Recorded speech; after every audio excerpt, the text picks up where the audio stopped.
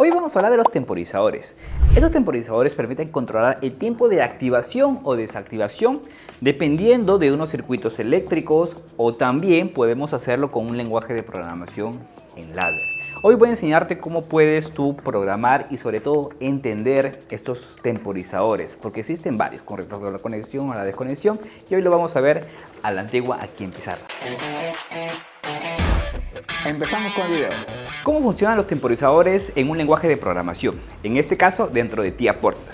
Normalmente, se representan dentro de un cuadrado.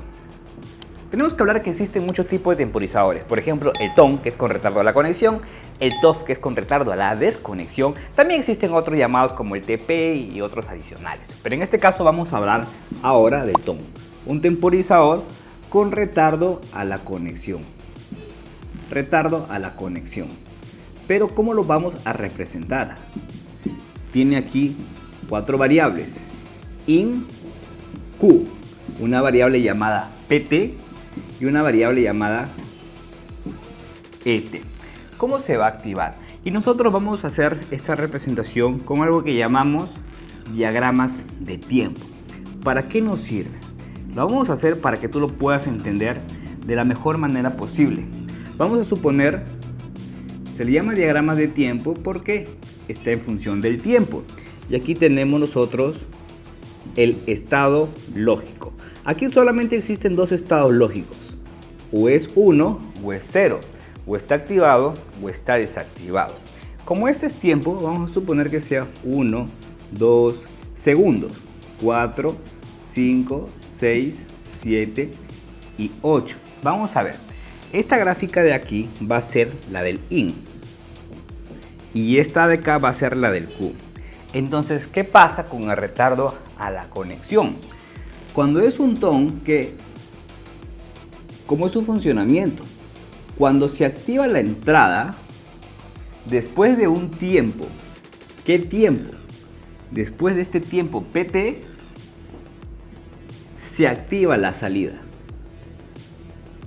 Ojo con esto, cuando se activa la entrada, después del tiempo PT que le ingresamos acá, se activa esta salida. Por así decirlo, que si la entrada se activó, vamos a poner aquí, que si la entrada se activó en el segundo 1 y además el tiempo PT por ahora le vamos a poner un segundo, ¿cuándo se va a activar? 1 más 1 se activaría en el segundo 2. Aquí se activa. Pero la pregunta ahora es, ¿cuándo se desactiva esa salida? Aquí pasa. Y cuando la entrada cae, inmediatamente la salida cae o la salida se desactiva. Entonces te das cuenta que aquí la entrada en el segundo 3 se desactivó. Por ende, la salida también se desactivó. Ahora mira, la entrada se activó en el segundo 4. Estamos de un TON. Entonces, ¿qué dice? Se activa en el segundo 4 y después de un tiempo PT. ¿Qué tiempo PT? 1. 4 más 1, 5. Se activaría en el segundo 5. Y es cuando se desactiva, en este caso en el segundo 7. ¿Te das cuenta? Ahora sí, acá ya tienes la salida. Vamos a ver con otro ejemplo, con un par más de ejemplos, para que aquí lo tengas claro. ¿Qué pasa cuando la salida? ¿Qué pasa la salida cuando el PT ya no vale 1, sino el PT vale 2? Fíjate, nuevamente, la entrada se activó en el segundo 1. Entonces tú dices, ah, perfecto, comienza a contar el temporizador. Pero dices 1 más 2, 3. Entonces en el segundo 3 se debería activar en el segundo 3. Sin embargo, al mismo tiempo se desactivó. Por ende, aquí solo generó un pulso. Ahora, ¿qué pasa acá? Se activó en el segundo 4. 4 más 2 serían 6. Aquí se activaría en este segundo 6. ¿Y cuándo se desactiva? En este caso, en el segundo 7. Y aquí se desactivó. Así funcionaría esto. Entonces, ¿y esto cómo se representa dentro de un ladder? Vamos a graficar aquí mi ladder. Voy a hacer, por ejemplo, este sería mi start. Aquí podría poner mi stop. Aquí tengo una bobina que le vamos a llamar marca o un M0.0. Aquí tengo también mi M0.0. Entonces, ¿qué es lo que voy a hacer? Cuando yo presiono mi Start, se activa el M0.0. Y voy a hacer que inmediatamente el M0.0 active una salida, un foco. Podría ser un Q0.0. Pero al mismo tiempo, cuando se activa el Q0.0, quiero que active otro foco, considerando que un temporizador. Entonces podría poner aquí, se activa el M0.0 y aquí considero este temporizador. Mira la entrada. ¿Para qué? Para que se active después de ¿cuánto tiempo? Vamos a ponerle yo después de 2 segundos. Le voy a poner de 2 segundos para que se active el Q0.1. Entonces mira que lo que va a pasar acá. Tú activas el Start. Inmediatamente cuando activó el Start, se activó el M0.0 y por ende el Q0.0. ¿Cierto? Ahora, sigues, cuenta, estás aquí en el segundo 0. Se activó el Start. Empieza todo bien en el segundo 1. Se activó este señor. Pero ¿qué pasaría si aquí, en este caso, en el segundo 3, tú apagas o presionas el Stop? Se desenergiza y por ende el Q0.1 nunca llegó a encender. Pero ahora, si tú presionas el Start,